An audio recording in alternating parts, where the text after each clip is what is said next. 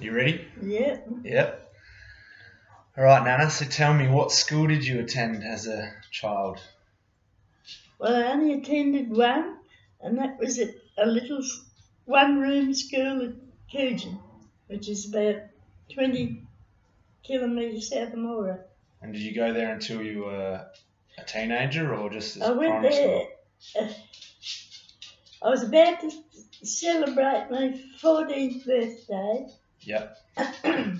when my brother was born, and my mum had a very bad leg, and I had to leave school to look after everyone in the Was that house. Tony that was born or No, that was Terry. Terry?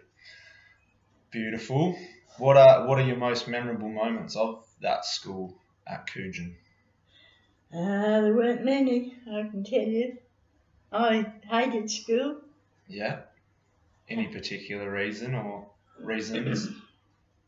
Well, for a start, we had to walk 2 miles to get to school. Yeah. And then in the summer, there was no air conditioning. Winter would have been freezing. And the teacher was an old dragon. Did you ever get the cane? They didn't have a cane. She used to take us on what she called a nature walk. Yeah. Out into the area called the sand plain, where a lot of banshees grew. Yeah. And she used to find a nice, long, thin sapling off the banshee tree. Yeah. And that's what she used to hit us with. That's not very nice. Not allowed to do that now. No, as we got older, we decided we weren't going to go on these nature walks anymore. So when they all got up to go for their walk, we walked home. We wouldn't go. That's a great idea. That was a great idea. Well, was there anything that you did enjoy about the school?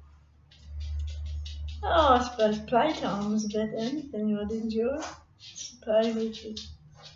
What sort of games and things did you used to play? Rounders. Yep. And hopscotch. Yep. They still play that now, which is awesome. Yeah. There was no facilities whatsoever at the school. There was nothing. You just made your own fun. Yeah. So this dragon was obviously not your favourite teacher, but did you have any teachers that were actually genuine and nice? Yes, we had a nice teacher, a Miss Owen. Yep.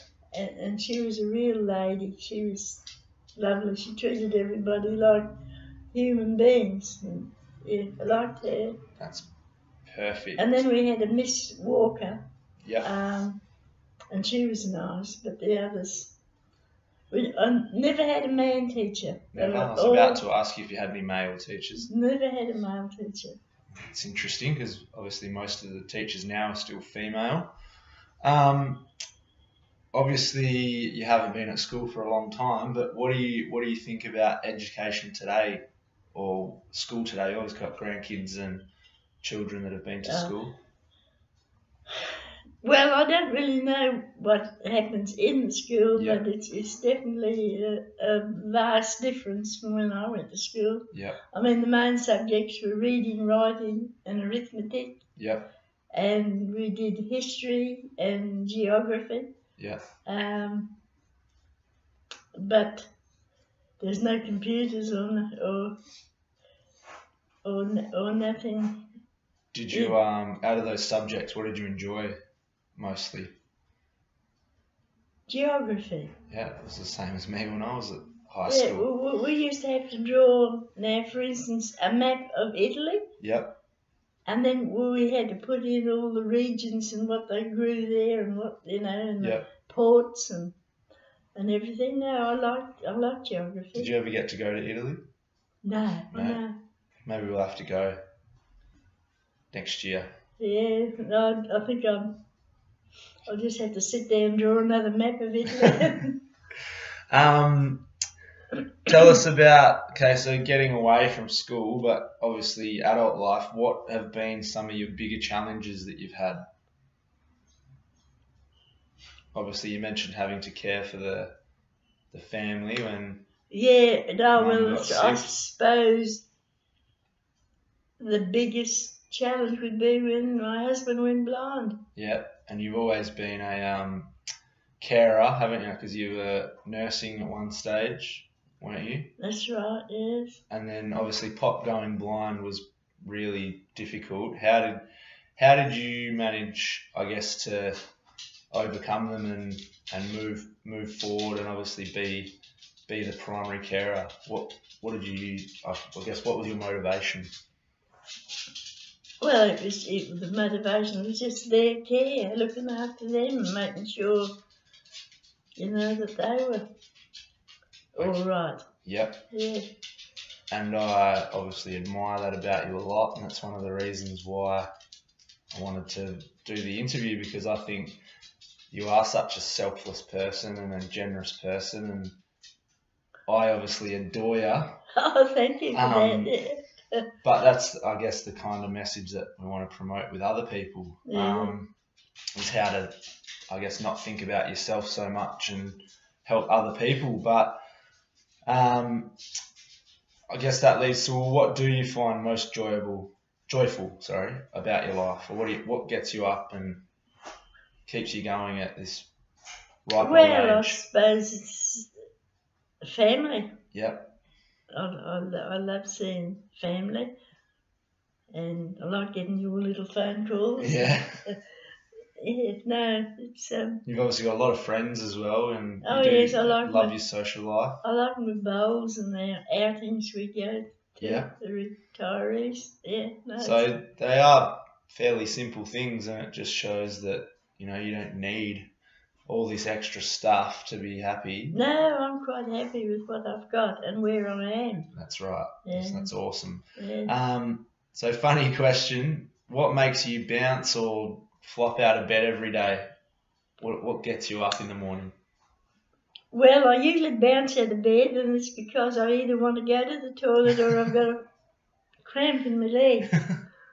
So and you did mention we'll talk about it in a minute, but you've got a little dog who's been around for a while. Yeah. And one of the next questions is, what are your thoughts about stress? And your most inappropriate answer yesterday was you got out of bed and kicked the dog, which is, yeah. I'm not sure if you do. Maybe that's why he's a little bit worse for wear. No, I don't really do that. No, I don't know actually what I do if I got stressed.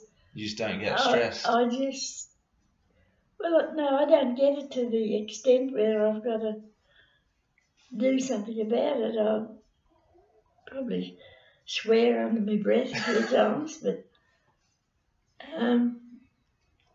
I just get on with it. If you can't fix it, don't worry about it. It's a good mindset to have, and that's what I'm trying to teach other people with Smile Teachers, the business that I've started. Oh, yeah. So we've talked about that. We'll describe what's been some of your best experiences that you can remember. You've obviously been on a few cruises and things like that. Yeah, well, I suppose marriage and the birth of my children had come first. Yep. But I've had some real good cruises. Yeah. Different. What's one of your most memorable places that really stands out of being there? And I love New Zealand. Yeah. And Cambodia seems strange standing up there looking at the high towers and things impressed me, but did you end up seeing the Komodos? Saw the Komodos and one chased us. You did? Yeah. You must have been pretty slow if he didn't catch you. Well, you must have been really fast. No, you're not allowed to be fast. You have guides. There was 3 guides. Yeah. One walked either side of us, and one walked behind us. Yeah. And this dragon started stalking us. Like your teacher used to. Yeah. And all the guides had was a forked stick to, I don't know what they would have done with them if they had us. It does sound like your teacher with a tree branch chasing after you. Yeah, it looked a bit like that. But I tell you what, it was a bit worrying. And the guide said, "Don't run." He said, "But walk fast." And I walked as fast as I could without running. You got away. Beautiful. But they do attack. You've done a great job, film star. Oh, did That's I? all we need.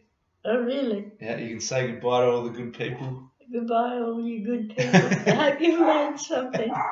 Thanks, Nana. That's all right. I enjoyed that.